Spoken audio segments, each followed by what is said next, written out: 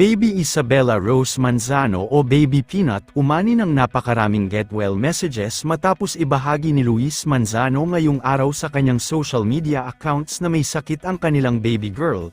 Mula sa latest Instagram post ng aktor at TV host na si Luis Manzano ay malungkot nitong ibinahagi sa publiko na kasalukuyan nga na may sakit ang kanilang anak ni Jessie Mendiola na si Baby Peanut. Sa ibinahaging larawan ay makikita natin si Baby Peanut na nakahiga sa pagitan ng kanyang mommy Jessie Mendiola at Daddy Luis Manzano.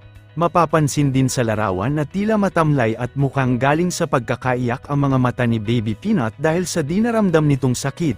Kalakip naman ang larawan ay hindi din napigilan ni Luis Manzano ang sobrang mag-alala kay Baby Peanut sa naging caption nito. Aniya, may sakit si Baby Peanut.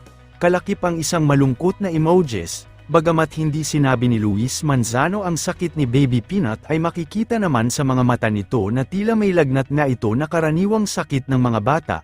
Agad namang bumuhos ng napakaraming get well messages mula sa mga netizens ang naturang post ni Luis Manzano kung saan maging ang mga ito ay sobrang nag-aalala dahil hindi din sanay ang marami na may sakit at matamlay si Baby Peanut. Napakomento din ang Lola Vilma Santos sa kanyang apo na si Baby Peanut at sobrang nag-aalala din dahil nga hindi rin ito sanay na makitang malungkot ang kanyang pinakamamahal na apo na si Rosie.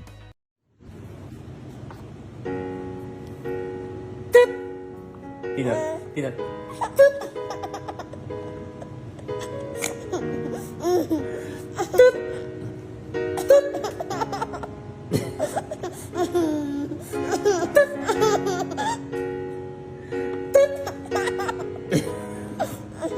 Peanut, Peanut, Peanut. Peanut, look, Peanut. Peanut.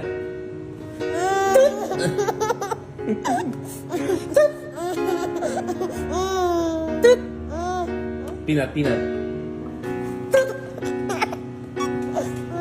Again. Peanut.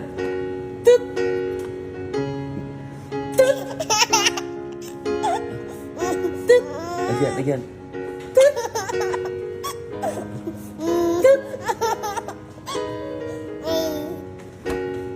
Peanut, look, Peanut, Peanut, Peanut, Peanut, look.